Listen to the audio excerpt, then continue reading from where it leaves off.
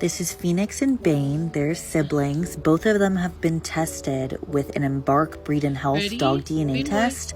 We're gonna find out which of them has higher wolf percentage.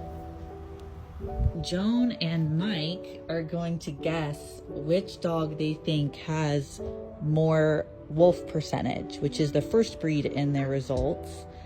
So let's hear what their guesses are. We think Bane. I agree. Bane has more or less? More wolf. Correct answer is actually Phoenix. Here are the results for both dogs. If you guys want to try this out for your pup, use our code Phoenix. You can get $40 off an Embark dog DNA test.